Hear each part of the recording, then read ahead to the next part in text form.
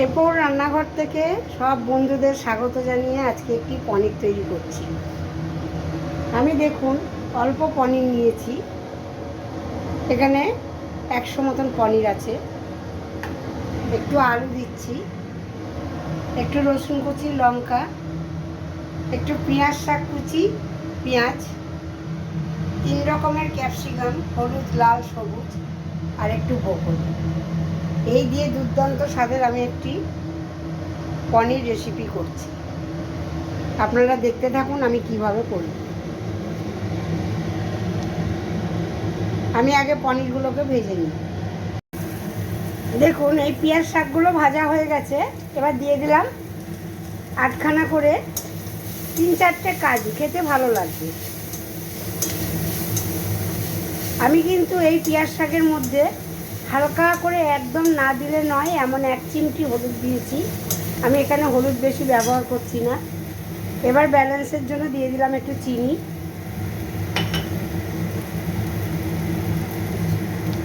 দিয়ে দিলাম একটু কাঁচা লঙ্কা, আদা, রসুন একসাথে বাটা বন্ধুরা।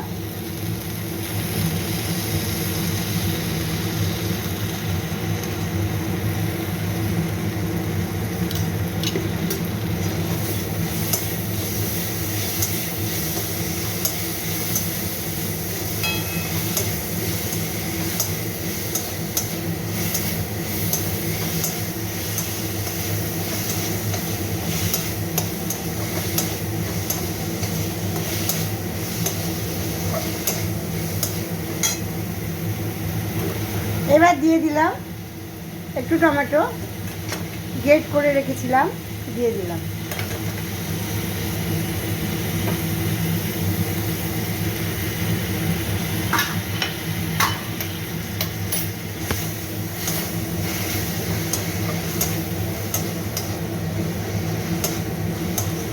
এইভাবে একবার পনিরটি করে খেয়ে দেখবেন তো ভালো লাগে কি না।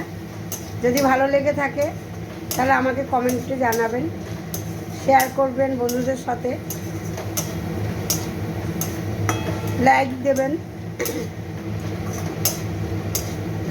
আর যদি আমার রেসিপিগুলি আপনাদের ভালো লেগে থাকে তাহলে আমার চ্যানেলে বন্ধুরা একটি সাবস্ক্রাইব করে রাখবেন।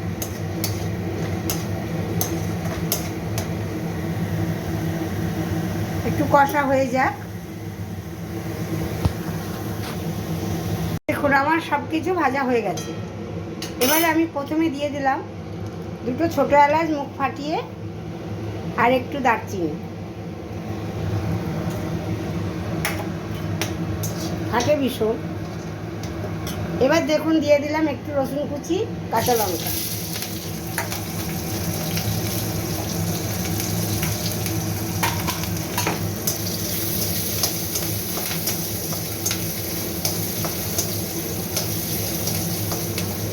রসুনটা একটু লাল হয়ে আসুক, তারপরে পেঁয়াজ শাক দেব।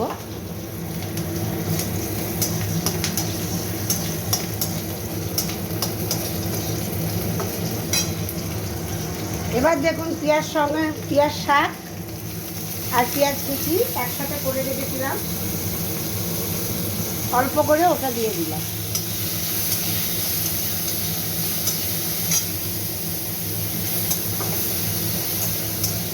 আমি অলিভ অয়েল দিয়ে রান্না করছি বন্ধুরা, আপনারা চাইলে রিফাইন তেল দিয়েও করতে পারেন। এগুলো সাদা রিফাইন তেল বা অলিভ অয়েল দিয়ে করলে ভালো লাগে খেতে। একটু নুয়ে যাক, একটু নরম হয়ে যাক। দেখুন আলু ভেজে নিয়েছি, ব্রকলি ভেজে নিয়েছি, পনির ভেজে নিয়েছি। সময় বাঁচাবার জন্য আমি সব রেডি করে তারপরে আপনাদের দেখাচ্ছি বন্ধুরা, তাহলে আপনাদেরও অমূল্য সময়টা নষ্ট হবে না। যার জন্য আমি সব করে নিয়ে রেডি করে নিয়ে দেখাচ্ছি। দেখুন হালকা করে একটু 3 রকমের ক্যাপসিকাম আর পেঁয়াজ একটু হালকা করে ভেজে নিলাম।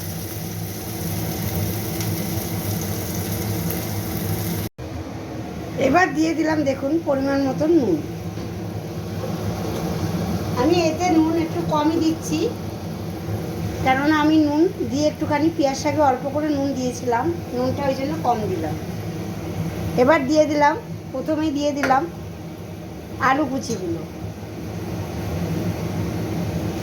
কেন আলু ভাজলেও আলু একটু শক্ত থাকে, আলুটা না নরম করে নিলে এবার আস্তে আস্তে আলু দিয়ে কষবো।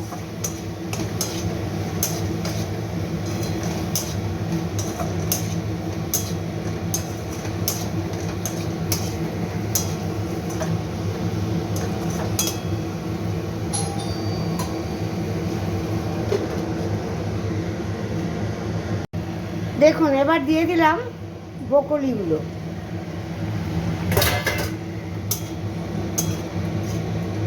ব্রোকলি এমনি নরম তো, তার জন্য আলুটা না সেদ্ধ হলে ব্রোকলিটা দিলে গলে যাবে।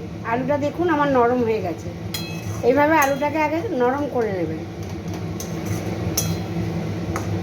তারপরে দিয়ে দিলাম এবার পনিরগুলো।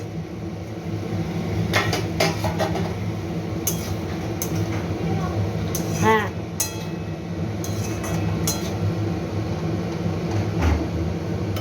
এবার নামাবার একটু আগে আমি ক্যাপসিকাম আর পেঁয়াজগুলো দিয়ে নামিয়ে নেব। এবার দেখুন লাস্টে পেঁয়াজ আর ক্যাপসিকাম যে ভেজে রেখেছিলাম এটা দিয়ে একটুখানি হালকা হাতে ভেজে, বেশি ভাজবো না,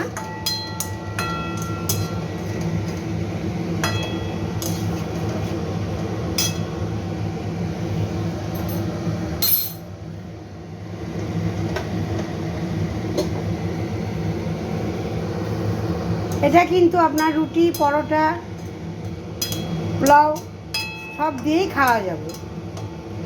ফ্রাইড রাইস, পোলাও দিয়ে খাওয়া যাবে। এইগুলো রুটি, পরোটা, পোলাও দিয়ে খাওয়ার জন্য, যারা রুটি রাত্রিবেলা ধরুন খায় তাদের জন্য একটু করে দিলেন। এইবারে ওপরে একটুখানি কসুরি মেথি ছড়িয়ে দিলাম, যেহেতু পনির আছে। এবার অফ করে দিলাম।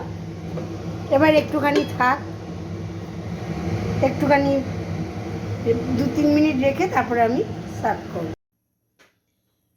কেমন লাগছে বলুন তো? যদি ভালো লেগে থাকে লাইক শেয়ার করবেন। ধন্যবাদ।